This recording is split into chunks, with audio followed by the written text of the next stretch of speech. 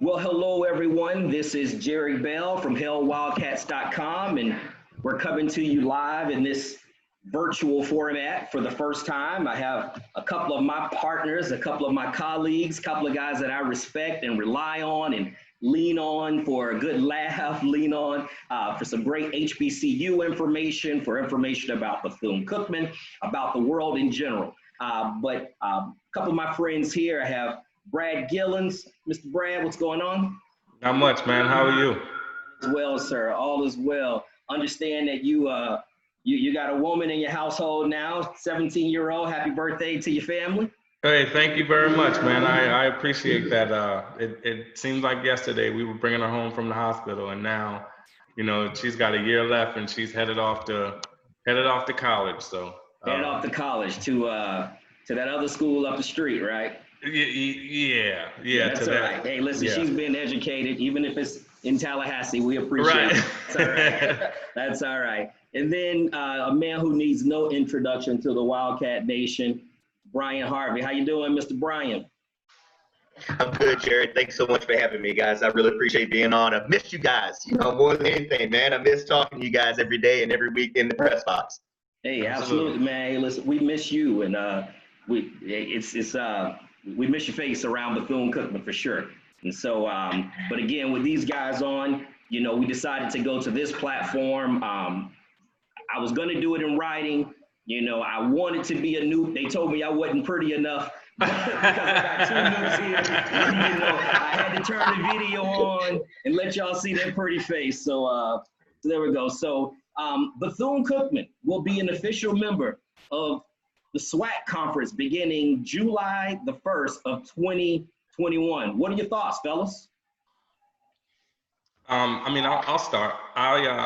When I initially heard the news, it was somewhat shocking. I didn't expect that a decision would be made as rapidly as it was. Obviously we had already heard the news that North Carolina A&T was leaving the conference for greener pastures in the Big South. And then shortly thereafter, Florida A&M essentially tendered their resignation, which sent shockwaves around the HBCU landscape as well. Being that they had been a conference member in the MEAC since 1979 to present, for them to, kind of finally, they had always been flirting with it, and they had always been toying with the idea of kind of moving to the SWAC. So, for that to happen, to say I was surprised would be an understatement. And then, shortly thereafter, the rumors started, and you started hearing, well, what's Bethune-Cookman going to do? FAMU's their natural rival. They'd be the school furthest south, within the conference footprint. What's that going to look like? How's it going to affect the Florida Classic? So then when I got word that there was a special, trustee meeting, I was like, well, this sounds like the writing's on the wall and something might be happening here relatively soon. And, lo and behold, we got the news shortly thereafter. Bryan? Yeah, I'll pick up with what Brad said. I think the biggest thing for me, I'm not as shocked as Brad was with Florida A&M leaving, quite honestly, and that's because of administration.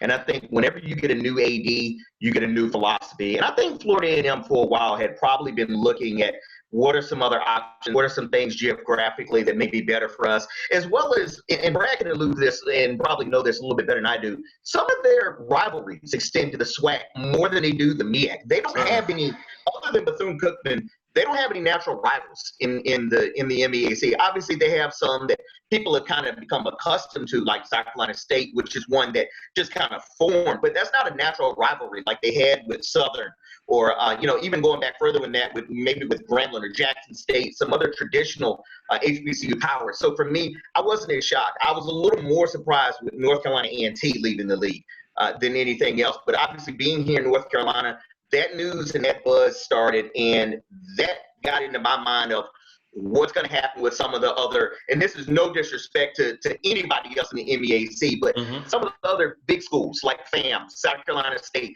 North Carolina Central, and Bethune-Cookman, what's going to happen next for them? So for Bethune to then follow FAM, that wasn't a shock to me, but for them to go to the SWAC as opposed to some of the other leagues that I kind of heard about, I think that got me a little bit. I thought they may be flirting with going to somewhere like the ASUN, if not for football. someone like the Atlantic Sun, or even throwing it out there, someone like the Southern Conference. So I think that proximity-wise, for me, was a little more of a shock for them going to the SWAC because there's no traditional rivals like Florida A&M. And like I said, I'm going to let Brad into that more, Jerry, but I think FAM has a more natural tendencies to flow into the SWAC and kind of ease themselves in and be right at home, if you will, more so than Bethune-Cookman, where to be kind of like a cousin coming over and everybody's like, who's that right there? Oh, that's homeboy's cousin. That's FAM's cousin. Right. So I think it will happen over time, but it's just not natural. Well, let me ask you this. Let me phrase the question this way for you, Brad. We talked about Bethune-Cookman not having those natural rivals in the SWAC, but the truth is, maybe outside of South Carolina State, those natural rivalries weren't really there for Bethune-Cookman and the MEAC either. So let me ask you a larger question. What's the win? What's the gain for the SWAC to accept Bethune-Cookman? And then the same question in the opposite way. What is Bethune-Cookman gaining by going to the SWAC? So, good question, Jerry. And I would phrase it as such. The SWAC is going to get, a university who, definitely has a very, very strong athletic program, proud tradition, not only just in football, men's and women's basketball. They've excelled extremely well within the Mid-Eastern Athletic Conference. They've dominated softball and baseball for quite some time now. So Bethune-Cookman is going to increase the profile of the SWAC. Not only in revenue generating sports. I know, a lot of times those are the ones that always get the press because those are the ones that sell the tickets. But your men's and women's basketball, you win men's and women's basketball, your track and field, your softball and your baseball, they're definitely going to be, gaining a member that's going to increase the overall profile of their conference and in fact, likely increase their conference RPI as a result of that. On the flip side of that, what Bethune-Cookman gets out of joining the SWAC is they get to come into a league that's really, really unique. Out of the FCS conferences that are out there, the SWAC is one of a handful where all of the members who are in the conference actually play football. It's almost like it's a mandate, if you will. In order to be able to join the organization, in order to be able to join the conference. In addition to that, huge band tradition, that's going to translate. Fifth quarters are always going to be great. It's always been a big deal in SWAC country. Bethune-Cookman, the pride of Bethune-Cookman has largely been, regarded as one of the best bands within all of Black college football and in the country for that matter. So they're going to get the name, the SWAC's going to get that name recognition, that name notoriety from Bethune-Cookman. Bryan, I think it can't be overstated either, is that with Bethune-Cookman, the SWAC, they're also getting that Central Florida market. And I think perhaps outside of Texas, and I'm not certain if Dallas is really considered a SWAC market, but certainly Houston is. Outside of that, I can't think of a larger television market when you start thinking about clicks and television and that sort of thing. So Bethune-Cookman being in Central Florida, I was thinking that off the top of my mind. That had to be an appeal. And then, of course, the allure of being in Florida. Bryan, you know a little bit about that from working at University of Miami and Hampton and North Carolina Central and Bethune-Cookman twice, just the appeal of being in Florida. Why don't you speak to that just a little bit? And then from that, talk about a little bit about some of those other programs outside of football, and we'll circle back around to King football. Absolutely, Jerry. You hit it on the head. I think when you talk about, a lot of people don't understand that conferences bring teams in because of the media market. It's not so much, oh, this team's good, or this team has a very good program with this, or it's a great university. No, they want to hit a market. If market was nothing, you would have gone after someone like, and this is no disrespect to B. Gillens and Orangeburg, but Orangeburg market isn't as big as the Central Florida market. Otherwise, you'd have gone after South Carolina State, because that football program alone throughout time would be a natural fit to come into the SWAC and say, hey, look, throughout history, this program has been a dominant force. And he and I have talked offline about how dominant some of those teams were. So if market meant nothing, you'd have gone after a South Carolina State. You'd have gone after someone like a Norfolk State because of their history from the CIAA, maybe not so much for the MEAC, but because of their CIAA. So the market area value of Orlando, Daytona Beach, and even extending a little bit further north up to Jacksonville, and even down a little bit forward, a little bit south of Broward, that whole area now becomes a recruiting ground for teams in the SWAC. Those schools that may not have been able to get into Florida, like a Grambling or a team like a Mississippi Valley or an Alabama A&M that hasn't traditionally had a foothold in Florida, now can say, hey, look, we're going to go to Florida at least twice a year. We're going to go to the Panhandle, and we're going to play Tallahassee. We're going to play the Capitol with FAMU, and we're going to hit the beach. We're going to face Daytona Beach, which is that Central Florida market. So that is huge as far as TV is concerned, marketing is concerned, recruiting is concerned. And you said it also with Texas. Texas is a huge ground when you start talking about baseball, football, basketball, track. Texas has it all. Now, they need to expand outside of that, because when you look at the state of Texas, you have Texas Southern, you have Prairie View, and if I'm not mistaken, that's it. I think Prairie View and Texas, am I missing anybody in the SWAC, Brad? That's it. Just those two. I think that's it. So you're talking about one of the richest states in the country as far as athletes is concerned in the state of Texas. Well, they want to start tapping into Florida. How do you get into Florida? You bring in Florida teams, and you can say, we're going to go there twice a year. So now you have a reason to kind of recruit that area. So that becomes a huge recruiting tool for these teams now. Obviously, Alabama A&M had a little bit of a foothold into Florida with Bryan Jenkins having previously been on the staff, and Little Jenkins being on the team now down there and doing very well until his injury. And obviously, you hope he gets back from that and gets back to full strength, because he was having a phenomenal year. Man had some big catches, especially the Labor Day game, first game of the year. He had a huge game.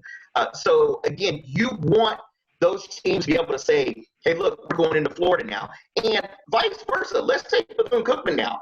It might have been hard for Cookman to get into Texas and to get kids. Now, obviously, Terry Sims has a connection there, having coached at Texas Southern and Prairie View, respectively. But now they can say, we're going there. So to get into that Houston market, oh, man, that's huge for them. To be able to say that now they can go to Mississippi and Alabama for some of the other sports, like you said, we'll talk about for baseball, that becomes phenomenal for someone like Hernandez and Laura Watton to be able to tap into some of those areas that are now becoming rich areas for softball, baseball, and some non-revenue sports.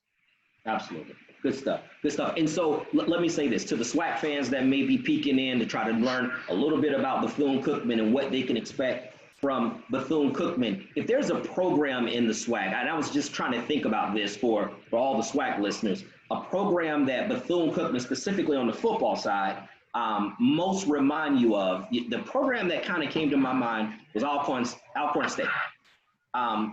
Good program, really good program. When you look on the field, the production is there. I mean, you look at the records, very, very, very successful. In fact, over the last 10 to 15 years, probably the most successful program over there. But they have a big brother up in Jackson, and so everybody think about Mississippi football, you think about Jackson State first. But Alcorn's been a much better program over the last 10, 15 years.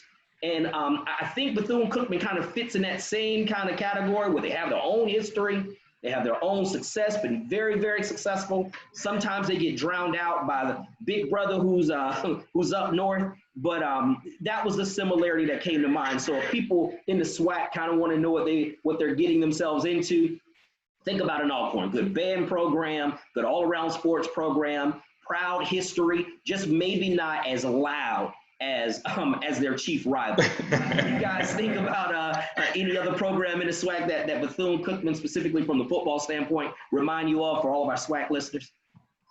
You know what? I actually think that was a great comparison, and you hit it right on the head. From the time that Jay Hobson got to Alcorn State, he really kind of turned the program around. You really started to see things kind of really start happening for them. They really started to find some success. As you said, much more than that of Jackson State. It's just one of those things where Jackson's kind of the one there. it's so ironic because Jackson's the capital city of Mississippi, Tallahassee's the capital city of Florida. It's literally an apples to apples comparison.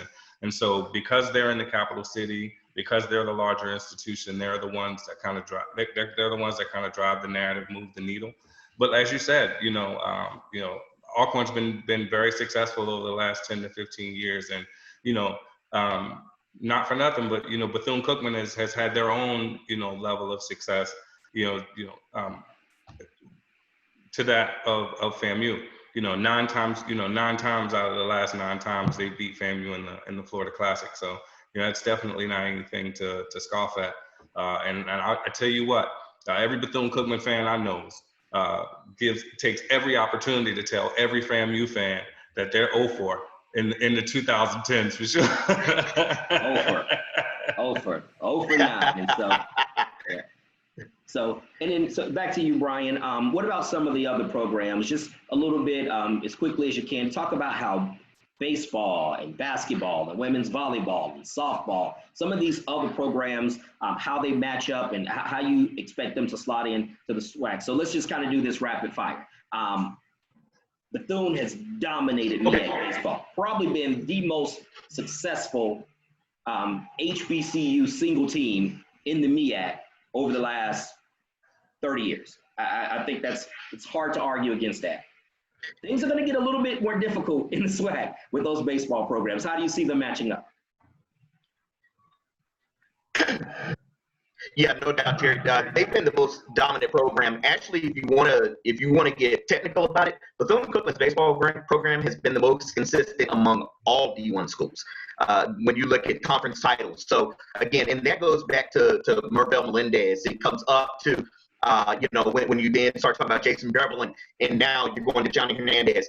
This program has been phenomenal. So to go rapid fire, when you go into the SWAC, you're stepping into a completely different league. The MEAC is a little more of and this is no knock against the SWAC. They've had some phenomenal baseball players come out there. You talk about Ricky Weeks, out of Southern. I mean, you're talking about some phenomenal players that have come out of some of those schools there. In Prairie View A&M, Jackson State, Alabama State, those are 3 programs that even as of the last 10, 15 years have been on the cusp. And I'm not talking about just barely getting there, on the cusp of winning a regional. These teams are right there. Jackson State just a couple of years ago, if I'm not mistaken, I think it was either Ole Miss or it was, I think Houston Baptist, I believe, that they knocked off in the first round, just like Bethune-Cookman knocked off Florida. They were in a regional final. Got eliminated right before the regional championship. So you're talking about a completely different level of baseball. In the SWAC, it's more of a hit and run more than the MEAC, where it's a little more focused on having a solid 1, 2, 3 pitching staff. You look around the nation, a lot of the best conferences have great pitching staffs. The MEAC is known for having each school to have a great 1 and a pretty decent number 2. Now, the reason Bethune-Cookman's been so dominant is they've had a great number 3 and a decent number 4, behind that, which pitchers are so rare in HBCU. Now, with the SWAC, it's more of a hitter's league. Those guys have some high averages, some high home runs, and they really hit the ball. So for Bethune-Cookman, it's going to be a little different challenge now. Not only are you trying to win games 3-2, now when you go into the SWAC, you're going to have to win some 7-5 grind out, some 9-6 games, some 9-7 games. And they're going to have to use that pitching staff. And I believe having the, as they say, the La Familia back, having that South Florida and Puerto Rico and the Cuban Express back, it's going to be completely different seeing that in the SWAC. And you know what? I think it's one that they're going to take a challenge into being able to play a different style. I think Hernandez, Zuniga, and Carvalho, I think it's going to be a challenge for those guys. Good deal. Now, basketball programs, real quickly. I think for basketball, it's going to be absolutely phenomenal. Vanessa Blair has put together a powerhouse in the MEAC right now. But when you look at the MEAC overall the last couple of years, you've seen dominance from Hampton, Howard, North Carolina A&T, and now Bethune-Cookman. In the SWAC, it's kind of been spread out, if I'm not mistaken. There is no Hampton where for 6 straight years the same team was winning by blowout margins, or Bethune-Cookman where you lose, 3 conference games in 2 years. I mean, it's going to be a little more parity on the women's side. And I think that's a challenge that Blair Lewis and her staff are really going to accept. And they're going to have to play a different brand as far as the style of play. But you know what? They've got players. They've got the pipeline, and I think this is something that they're really looking forward to. And I'm really looking forward to seeing how they handle that basketball, because now they're going up against kids that aren't so much East Coast as they are Texas, where it is Houston basketball, which is phenomenal as far as women's basketball. On the men's side, I think Ryan Ritter and his staff, they're going to do what they do.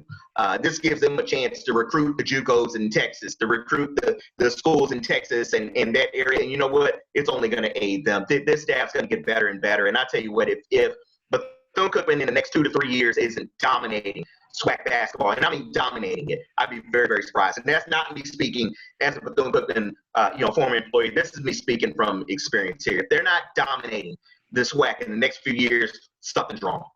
Well, there you go, Stanford guys. Bryan Harvey say we're gonna dominate, so I take. I don't know, Brian. I don't know. I think Mike Davis at Texas Southern might have a little something to say about that. That's the competition. That's a really good program. That'll be the competition. That'll be the rivalry, Brad. You're absolutely right. If it's like last few years has been Central and A&T as far as for that conference championship, it'll be Texas Southern going against Bethune-Cookman. But if they're not dominating that East or the West, whichever they get in, Brad, I'll fly down right now and I'll pay you whatever you want in Orlando right now if they're not winning their side of the division every year. Listen, you come to Orlando, you got to go to Gringos Locos. We give you free publicity. Absolutely. It's an American taco spot, but you look like you can be Mexican, Brian. So anyway, so listen, let's have a little bit of fun. Start a couple of rumors. So we know SWAC president has been very aggressive in his short tenure at the head there, and he's even kind of floated the idea of the SWAC becoming an FBS conference. He didn't give a timeline, but he's talked about it. So, Brad, you're a graduate of South Carolina State, Bryan, North Carolina Central undergrad. And so, how about this for a rumor? Any possibility you think the SWAC is eyeing a couple of more of those MEAC schools and thinking about maybe forming a super conference? I mean, right now, if you look at their footprint, it's almost the same footprint as the SEC. When you start looking right now with the addition of FAMU and Bethune-Cookman, it's now 12 schools.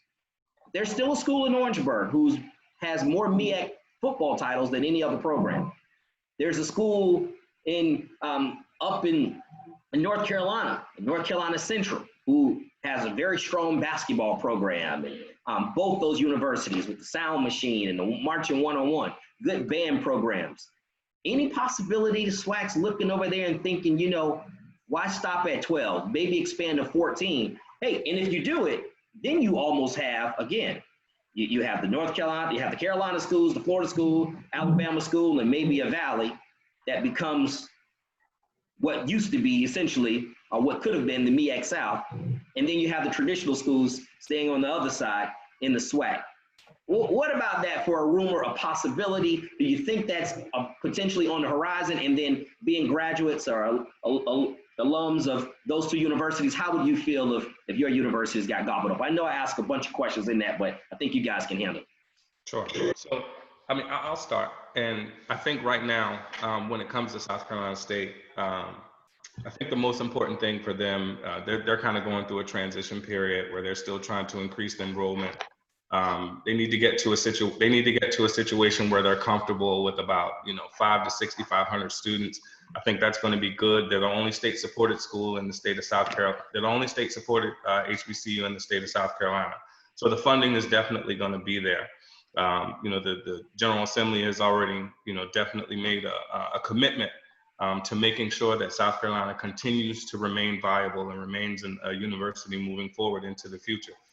Purely as a fan, any opportunity to be able to move up, and I mean, if we're talking, FBS, G5, I'd certainly welcome that idea. I mean, I'll just say this. I'll say this without saying a lot.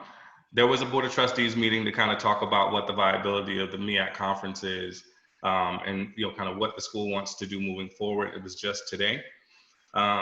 Also another thing to consider is that South Carolina State's current director of athletics, Stacey Danley, is a former SWAC guy.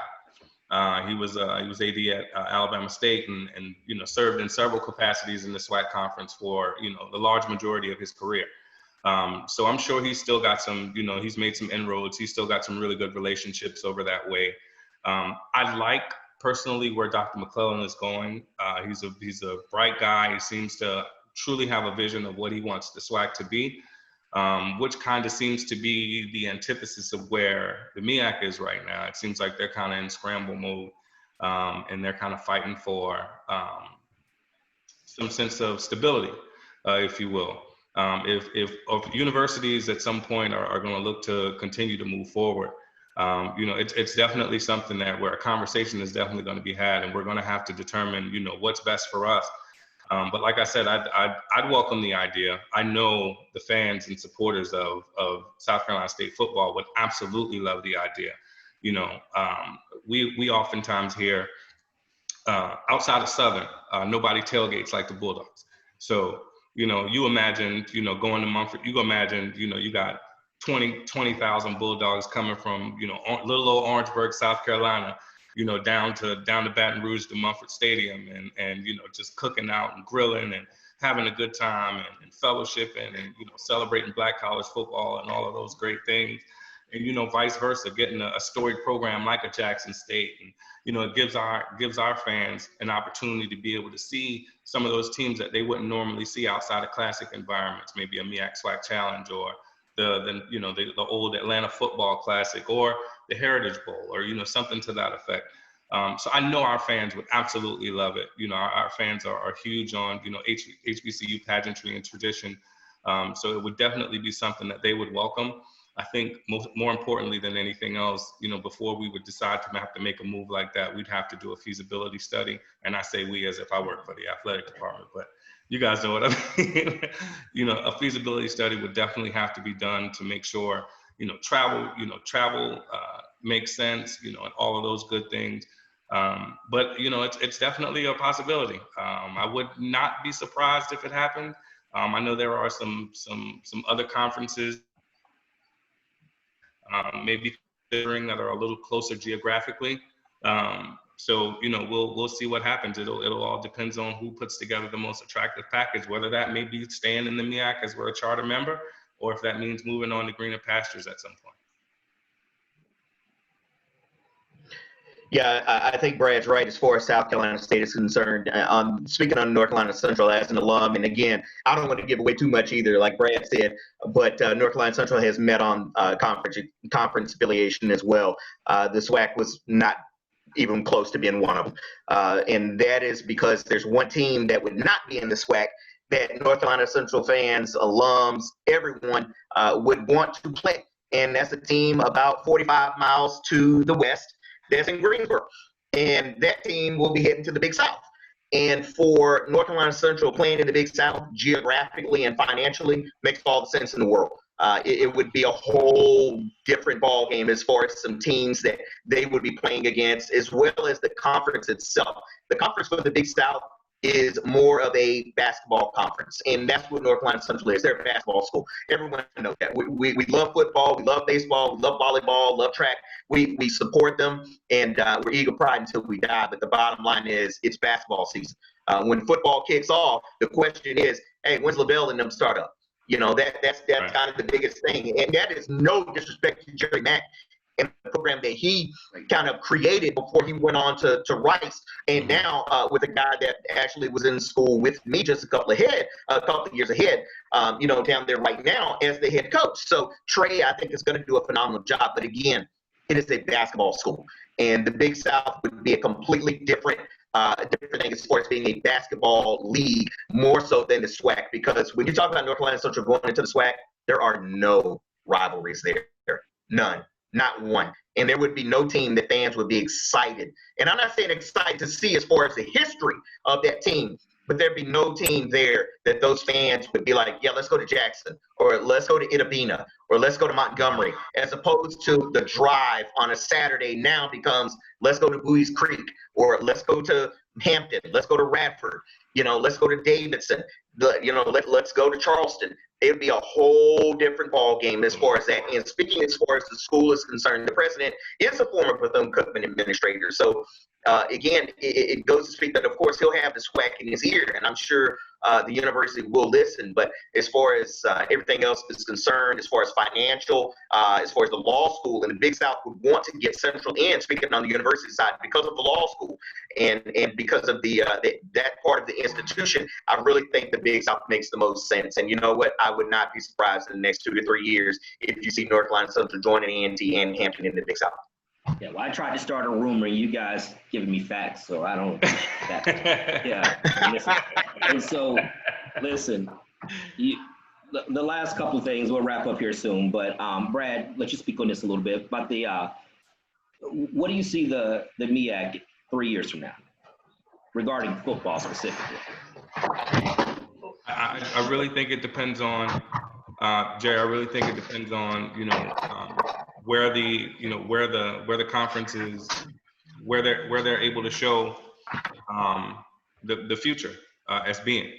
To that point, they just had the MEAC just had a press conference just last week, and they've decided that they've hired a consulting firm to kind of talk about what the attractiveness of the MEAC is, what's the viability of the conference moving forward. I thought it was a great idea to bring in an independent third party, who doesn't have any specific ties to any schools or anything like that, who can just present facts and who can just say, here, these are the things that you need to do in order to be able to either be able to make yourself attractive to other schools coming in because you're at that minimum threshold you'll be at that minimum threshold, once Bethune-Cookman and Florida A&M and North Carolina A&T vacate. So what does that look like? What does that look like? Does that mean adding, D2 schools within the SIAC or the CIAA footprint? Does that mean maybe taking on non-traditional schools and being, and having them join as a football only member with affiliations in other conferences? They really got some tough decisions to make. I'd like to think that within the next 3 to 5 years, the MEAC is still a very viable conference. As you know, they're celebrating their 50th anniversary this year. And so they've been around since 1970, and they've been a home to, many of our, storied HBCUs over the years. It'd really be sad, just to kind of see them go the way of the dinosaur, just because of, lack of vision. So if that means, there needs to be a situation where that feasibility, that consultant group comes in and says, hey, you need to look at maybe hiring some new leadership or bringing in some younger leaders within some executive level positions, who are looking to push the conference forward and not looking to just kind of stand pat and rest on the laurels of the schools that we currently have, then I think the MEAC will be around for years to come. What I do know is they know that they can't just. This is kind of sound the alarm bells for everybody in Virginia, and so they now know that they have. The MEAC may cease to exist. Sadly. Brad, I think you make a perfect point. And Jerry, I want to just jump in real quick and ask this to Brad. Okay, so let's say that you have some that, Brad, to where some of those schools, there have to be some big decisions to make. If you're a team like Maryland Eastern Shore or a team like Coppin State right now, to where you have no football and you're not getting football, and now you're saying, okay, but what am I getting out of this as the non-football institutions? Why wouldn't I just go to the MEAC, where that's a non-football, the Metro Atlantic, not the MEAC with Bowling Green and stuff? Why wouldn't I go to a non-football league and start competing that way? And as well as that, if your team's in the MEAC, as well as I do, Brad, getting into Princess Anne, that's no easy trip. So that's not like a quick flight into Princess Anne, touchdown, head over to the school. No, you fly into Baltimore and you drive 2 hours. Drive to the Eastern Shore. This becomes a serious discussion for them now, to where they can look and say, okay, why wouldn't we play teams closer to proximity to New York, New Jersey, to where it's only a 4 or 5 hour bus ride from us, rather than having to drive all the way to Orangeburg now, or all the way into North Carolina over the Chesapeake Bay Bridge Tunnel. and that becomes ridiculous. So if I'm them, I start having a look. Yeah, and I mean it makes perfect sense, and it goes back to my point where the brass and the MEAC leadership, they're really gonna have to start doing a better job of selling why the conference makes sense for those non-revenue playing schools. Why is it important that you stay in the MEAC? We can't rest on our laurels, and we can't just talk about because of the tradition, because of the history. Those things don't pay the bills. Those things don't pay the bills these days. Sadly, college athletics as a whole has taken a significant hit, particularly because of COVID-19 this year. And so schools are having to make some tough decisions. Morehouse had to forego, fall playing sports for all of this year, simply because it just football soon. Yeah. Simply because it just wasn't feasible.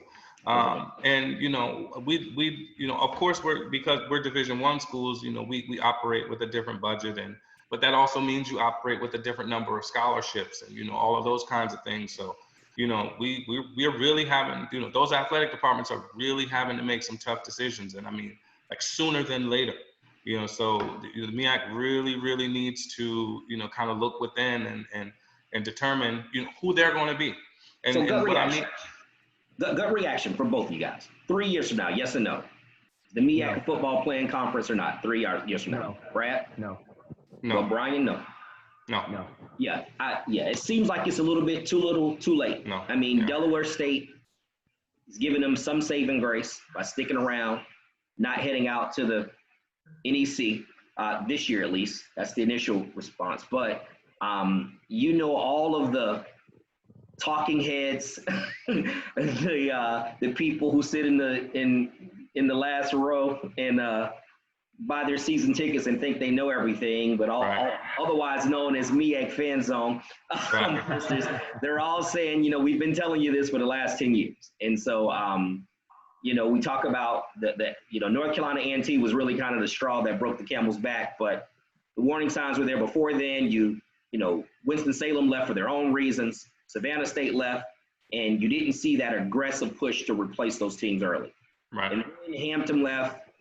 That seemed like a little bit of dirty business, or, I don't think anybody was really sad about that. It was just kind of Hampton, But before you know it, you put yourself in this situation where now all of a sudden you've not given yourself any grace. You don't have any room for failure. And then, the exodus happens, within what, a 9-month period. A&T's gone, now Bethune's gone, Florida A&M's gone, and you're scrambling. And so you just look around and you say, none of the D2 HBCUs are looking to move up right now. They're all kind of, they're solidified where they are. Trying to attract other schools. They're all fine. You're going to try to grab schools, Jacksonville University, they cancel football, Stetson's. All of these schools that were kind of looking for homes, you didn't grab them when you had the opportunity. And so, it's sad, to be honest with you, if I wish the MEAC, I would have rather Bethune and FAMU, from my perspective, just from my passion and my loyalty, I wish they could have stayed in the MEAC and kept that. I like being a part of the MEAC, but I'm a loyalist. At the same time, it's a making of their own doing. And so it's a business. At the end of the day, it's a business. College athletics are a business. It's a business. And with that, just so we don't even know if we're going to have football this year. Again, in 30 seconds, gut reaction. Bethune-Cookman, Dr. Shrike, he released a reopening plan. He put it out there, very transparent. I don't know if you guys had a chance to see that, but some of the things, all the students on campus have to wear masks at all times, essentially. The CAF is going to be takeout only, at least in the beginning. There's going to be a hybrid kind of online, in-classroom setting, maximum social distancing. As it relates to football, we're already talking about the as many virtual meetings as you can have, talking about only a certain amount of people in the building, the band programs, any type of, when the entire band's together, they have to meet outside. So this is going to be a unique year, which begs the question, do you think we're going to have football in the fall of 2020? No, not in Florida. And the reason I say that is because COVID cases are just continuing to spike at alarming rates here. Just 8,500 new cases of COVID just on today, from yesterday. And so, it's the summertime. Folks want to be out. Folks want to go to the beach. Not only that, you talked about the Central Florida market, Bryan. You touched on it. It's a destination. It's a destination. People want to come here. People are coming from all over the world. People have been locked up in their homes. They're looking for a respite. They're looking for some rest and relaxation. And so, because we've kind of relaxed our standards in the state, because we rely on those economic dollars so much, as a state for hospitality and tourism, as a result, people have started to flock to the state. And what you're seeing is you're starting to see these number of increased cases. If that continues to happen, the governor's not going to have a choice but to have to start rolling back, some of those things that he kind of let up on a little bit, and we're going to be right back to where we were at square one. I personally wouldn't have a problem with spring football. Now I know for a guy like Bryan, who's worked in media relations for quite a while and has spring sports, then have to have football on top of that. That's probably a lot to ask. That's a tough bear. Well, that wouldn't happen.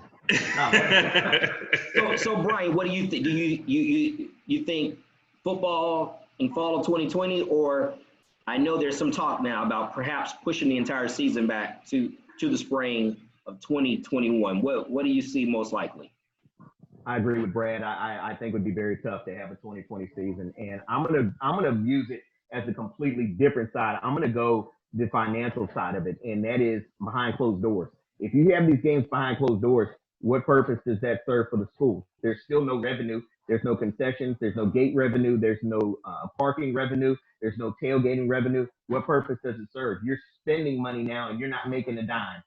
It's same if you only do conference games. So now the non-conference games, the payouts, the USFs, the FAUs, the FIUs, the Miamis, if that game is gone, that's significant a nice amount of money gone. gone. That's a nice amount of money gone. And it's not going to hurt Miami. It's not going to hurt FAU. The North Dakota State A&T game is now off because of, or presumably because of its non-conference games are not going to happen. That doesn't hurt North Dakota State. It hurts North Carolina A&T as far as financially, but that school isn't struggling financially right now, not with everything they have going on. But I'm also going to take it to a venue side, Jerry. What team in their right mind right now, with Brad having said it, what team is going to say, yeah, we'll go to Florida, with the cases rising and people saying, oh, well, it's at the beach. Well, where are we staying? Daytona Beach. That's no one's going to come down and play in the state of Florida. But also, let's look at it from the side of, let's look at facilities. So obviously, Bethune-Cookman doesn't have a locker room with football, which, it at this time may actually help, because a lot of the HBCUs, they don't have the funding to have people to clean those locker rooms aggressively like they would have to do every single day now with the COVID. You're talking about people like Clemson getting 28 COVID. cases. That place probably has a janitor or a cleaning person for every 2 players. Now, at an HBCU, you're not going to have that. And you're talking about the cream of the crop, where those are basically NFL G League. I'm going to make it up. NFL G League facilities, and they don't have the personnel to clean up those facilities and supply it with everything those players would need, as well as the dorm situation. Who's going to be able to quarantine these players and clean those dorms and everything? Those facilities are not going to be able to be taken care of the way they would at your Power 5 schools. And heck, even some of those Power 5 schools can't do it as far as the manpower. So right now, I think it'd be tough. No, I don't think it's going to happen in 2020. And if it does, financially, I think schools are going to be worse off by playing the games than they would by not playing. Yeah, it seems to make the most sense. We're talking about HBCUs, but I think the same is true for, for even, Power 5 conferences. I mean, someone gets exposed. What if it's, Trevor Lawrence?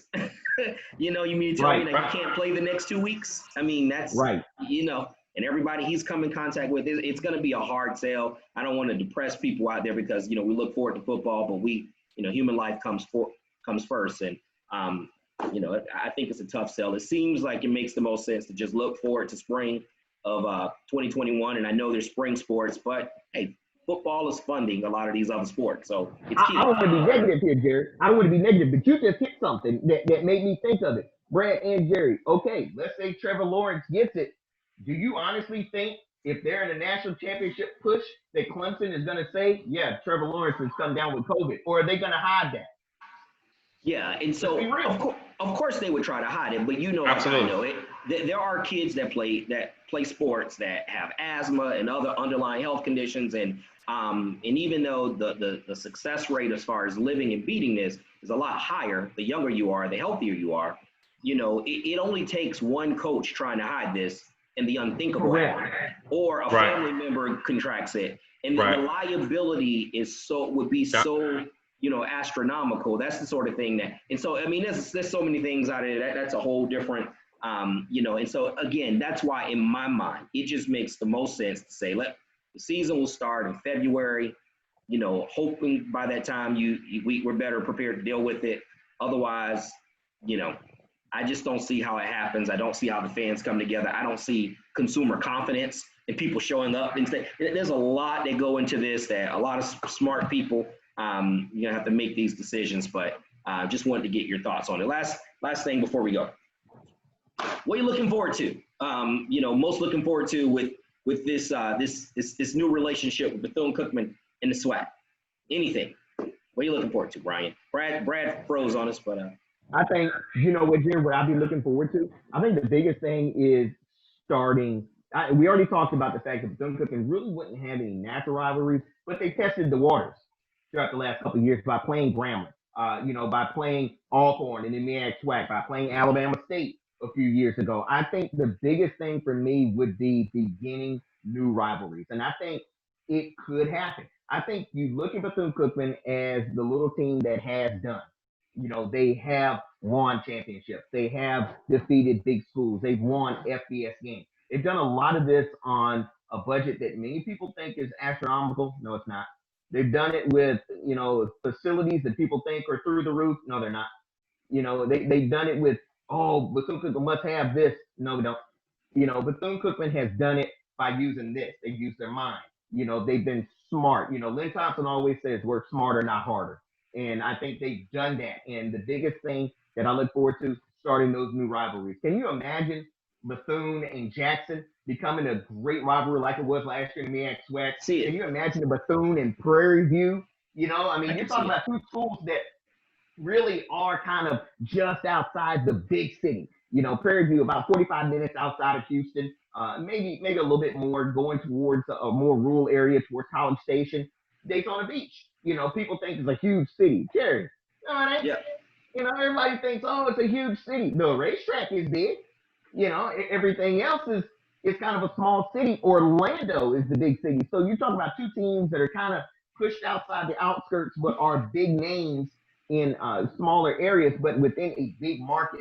I think they could be phenomenal games, man. I really do. And really, I look forward to Bethune-Cookman being able to start those rivalries because the SWAC is a tailgate conference, baby. It is. That's where you see some great tailgating. When we went to Grambling a couple of years ago, the fans, the people were just so amazing. I have never, in all my years, and I'm talking about with Miami, Hampton, North Carolina Central, I've never been around a group of fans that were so accommodating and so friendly and just enjoyed the game like they did. It was phenomenal, man. I had so much fun going to Grambling and meeting those people and having a great time there. And even after the game, it was just the scenes in the town where everybody went to a little gas station and that was kind of the club, but everyone was out. They were saying, hey, thank you guys for coming. Yeah, we were just gassing up our cars and they were, thank you guys for coming, man. Y'all heading back now. Why y'all got to leave? It was so awesome. And I look forward to starting that, Gary. Yeah. And so just a little bit of a side note, I think that Grambling trip, that was Terry Sims' best win as a head coach at Bethune-Cookman. I remember that game distinctly, and Quentin Williams coming in and not having a good first quarter, and then Larry Brim came in and threw a couple of interceptions, got nicked up, and Quentin came in and took off and had a phenomenal senior season. Terry Sims went on 9-2. I thought that was to me, that's still Terry Sims' best game as a head coach. You know what?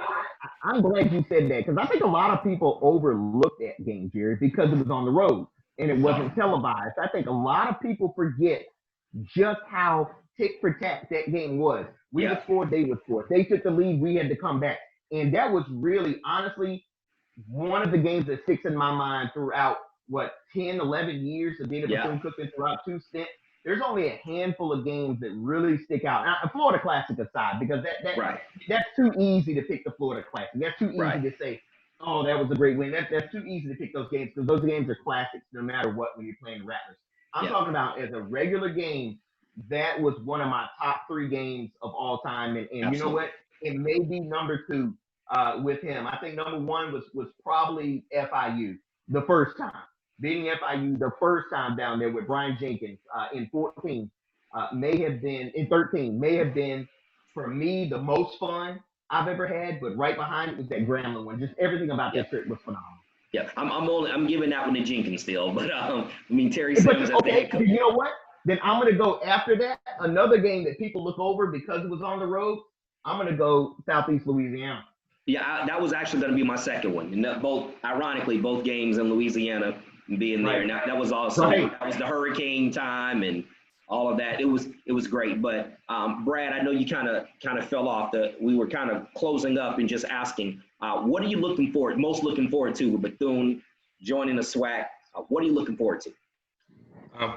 Definitely seeing how they stack up against, some of those traditional powers in the SWAC. There's long been some conversation. Let me stop right there and give you a chance to speak to this because you're the HBCU historian.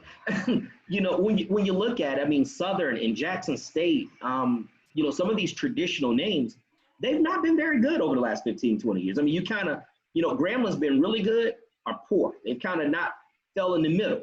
It's really been Alcorn and, Prairie View will have a good year every now and then. But I think MEAC football, my opinion, has been better. Bears it out in the rankings and the power rankings and that sort of thing. So I think Bethune will stack up well, but it was your question to ask you, but it was something I wanted to talk about earlier. So you want to see how they stack up. I'll let you finish asking. Yeah, and I think it's more of a styles make fights kind of thing. Gotcha. So the SWAC has always been, kind of known for airing it out, throwing the ball around. The MEAC was always a traditionally ground and pound league. There was always the old adage about legendary Coach Willie Jeffries. He wouldn't pass the ball even on the interstate.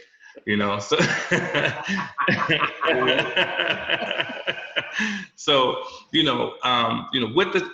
the advent of the spread formation and with multiple sets now and MEAC teams kind of adopting a lot of those things, I think it'll be interesting to see kind of how Bethune-Cookman stacks up against some of those traditional powers. You got Project Fobbs at Grambling, you've got Dawson Odoms at Southern, who are putting together some really good programs. They've won, SWAC conference titles, several over the last couple of years. You got a guy like with MEAC connections, like a Donald Hill Ely, who's at Alabama State, who will be Cornell Maynard at Alabama A&M. Yeah. Odoms at Southern, coached at Bethune-Cookman. You'll be able to bring a lot of those things. I think what's also interesting is going to be seeing how Florida A&M does. Having Willie Simmons, who's coached at Alcorn State as an offensive coordinator, who's been at Prairie View, as a head coach, kind of going back into that familiar SWAC territory. We've seen how Bethune-Cookman has stacked up against Florida A&M, and it didn't matter whether it was Joe Taylor, it didn't matter whether it was oh my God, what's my guy's name? Alex Wood. It didn't matter whether. Yeah. Look like we're having a little bit of connection problems with Brad, but I think he was just rehearsing that Bethune is 9-0 in their last 9 games against Florida A&M. But some of those same things, they'll be okay. There you go. And and to that point, I think Bethune, I know 9-0 in the last 9 against Florida A&M, as you mentioned. I believe Bethune-Cookman's also 9-0 in their last 9 matchups against SWAC as well. And so when you think about that, so they've matched up pretty well over this in this recent era. For me, what I'm most looking forward to, I think this is a tremendous opportunity for Bethune-Cookman. Obviously, we see the natural connections with FAM. I think FAMU stands to be catapulted more because they're just naturally a SWAC fit. But for Bethune-Cookman, you know, part of the reason why we even started hellwildcats.com is because we just wanted to have a place to focus on Bethune-Cookman athletics and get those guys that work so hard, whether it be the staff, coaches, and certainly the players on the field. We wanted to be able to get them the attention that they deserve. I think Bethune's been one of the best kept secrets in HBCU world. Well, now in the SWAC, you listen, you know, again, it's a loud conference. I don't know a better way to describe it. If the MEAC is your classy aunt, you know, the SWAC's your loud uncle. You know, and it's like, and so it's just the way it's the personality of the conference. You see that in the bands. Their bands are very in your face, and you know they blow. And you know, Bethune-Cookman's the finesse band, and you know, high musicality, and everything is in step. And you know, to see those, I think there's a tremendous opportunity, you know, to get some of that passion that the SWAC carries in, you know, it's phenomenal. You know, the way their fans travel, Prairie View fans travel, Jackson State fans travel, Alcorn's fans travel, Southern, you know, perhaps Southern and Jackson State, usually top 5 in attendance in the FCS. You know, A&T and South Carolina State, FAMU, they do well in the MEAC as well, but across the board, SWAC very well attended. And so I am hoping that Bethune-Cookman can ride some of that momentum. And there are a lot of people who are interested in Bethune-Cookman football. Trust me, they're always contacting me to ask me questions. But I think this is an opportunity to bring some of those individuals, you know, out of the closet, you know, keep them from peeking through the window and actually have them walk through the door, fill seats, and let that passion be on display. And so I'm hoping that happens. Bryan, you look, you were itching to say something. I was getting ready to close, but I want to make sure you have the opportunity to jump in. Jerry, I want to ask you a question. Actually, you too, Brad. So, Jerry, you hit it on the head when you started talking about your loud uncle with the SWAC. Another thing about the SWAC that's going to be completely different for Bethune-Cookman, and I think for a lot of the people that may be traveling to these schools that are so used to the MEAC, what's going to be very different, the SWAC has very large facilities. Very large. It's going to be completely different. Bethune will now be, it will be no second guess. It will be no, it's a close second. No, they're going to be by some measure the school with the smallest facilities in the league. That's not even a comparison. Okay, now what they've got to get over, they can't go to these places and start looking at, oh wow, they've got this big this, or oh wow, there's a big football field, big basketball field, big baseball field, etc. No, because for years, Bethune has been accustomed to, you know what? We don't need the best facilities to kick your butt. We don't need the biggest stadium to beat you. We don't need the biggest basketball facility. We pack what we have. It's been using what they have and using that chip on their shoulder of, no, we know we're not the fanciest as far as the flash, but you know what? When you come in, you get a home, and you get a home butt whipping too, because the crowd is right on you in football, right on you in basketball. And Brad, you know, when you get in more and that place is packed, it's a hard place to get a win in. That is a tough facility. And then you start talking about, you go over to Daytona Stadium and it's packed. That is a tough venue. I have heard Buddy Pugh say, this is a bad stadium to play in, because the moment you get there, you got to go through the crowd to get to the locker room. You get to the locker room, it's small. It's a high school locker room. It is one to where you know you are the visitor the time you get there. And I think for Bethune, that's going to be a little bit of an edge for them, because these teams are going to come there thinking, oh, it's Daytona Beach. And then they're going to be like, oh, this is all they got. And the coach is going to have to tell them, hey, they used what they got and they win. You know, they win in this. They don't need a fancy, huge facility like Prairie View A&M with their basketball facility where you only have 200 people in it, but it seats 8,000. You know, they don't need that. But I think for Bethune, now it's going to have to get those players to look at, okay, yeah, they have all this stuff, but guess what? They're losing it because we're winning in here. We're going to come here and we're going to show them exactly what we're used to. I want to get you guys' thoughts on that, because in an age where kids are looking at facilities, this is the only negative I see about Bethune going to the SWAC. And I'm sorry, I'm not being negative at all. You guys know I love Bethune-Cookman. That's like my alma mater. I think that's a great point, and I'll speak to that as an alumnus and a native of Daytona Beach. I can't speak. I'm 40 years old, so it's hard to put myself in the mind of an 18-year-old. Although I have kids that age. But I will say this: one of the things that and this has been a stamp of Bethune-Cookman, kind of like you said. Some people look at our facilities, they look at us, and again, we talked about FAMU earlier being a lot more loud than us, and they, the little school down there, little school. Bethune people, as an alum and a Daytona Beach native, we take pride in that. I mean, this goes back because, everybody on that campus, they're proud to be Miss Mary's kids, and so this whole, the story is it's ingrained in you from day one. This story, the school was started with $1.50, sweet potato pies, 5 little girls, and, and it's always do more with less. And that's part of the pride of, knowing the suffering and the civil rights connection with, people like A. Philip Randolph, who's Bethune-Cookman native, and Harry T. Moore, the first martyr of the civil rights era, and Miss Bethune. And so you come there and you feel that sense of pride. And it's like, you know what? There are a lot of obstacles out there, but we enter to learn, we depart to serve. I mean, it sounds cliche, but you start to believe in it because it's the culture of the university. Now, getting recruits to buy into that, to come to your school, that's the key. But once they're there, I think once they're there, there's something else that Bethune sells in a great way. When you're there, feel like family. You're going to be taken care of. The people there, they know who you are. Daytona has a big name, but it's a small city, Right. And so people know Daytona Beach, but when you get there, it's like everybody around town kind of know what you're doing, and so, or somebody who know what you're doing. And so there's something that you can sell. It's up to the coaches. It's up to the university. It's up to the athletic department to continue to sell that. That's it's that Rocky Balboa mentality, and as long as you keep that as a stamp, you're never going to be able to compete with facilities. But, every athlete will tell you, specifically football players, there's nothing like going on the road and silencing a large crowd.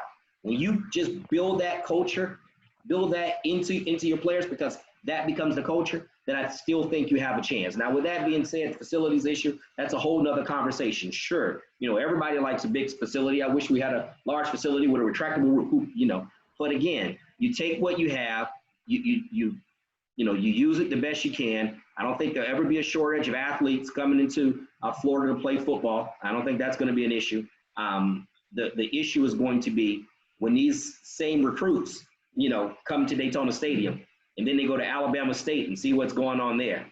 And when they go up to Tallahassee and see what's going on there, can you convince those recruits to come in and be a part of that culture? Or do you simply say, we know what kind of player do we want? So you can go either way. But again, as a proud alum, I'm proud of our humble roots, and I like proving people wrong, and that's kind of who we are. Yep. With that being said, I've taken up an hour of your time. This was supposed to last 20 minutes, but this is good stuff, fellas. Thank you guys so much for joining us. I look forward to this. Anytime you guys want to jump on, I'm certainly going to ask you to come back on a little bit more. But always happy to do it, man. We'll be happy to do it. And hopefully to we be have honest, a MEAC season to enjoy. Hopefully we're playing football. I can't wait to go to Orangeburg this year, rather be in the fall or the spring, and do what we do in Orangeburg, because we don't lose there all.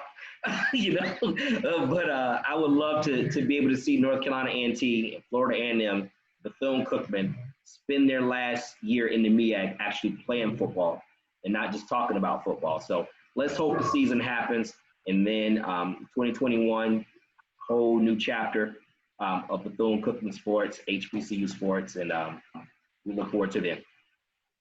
Thank you, guys. Hey, man, thank you for having me, man. I appreciate it.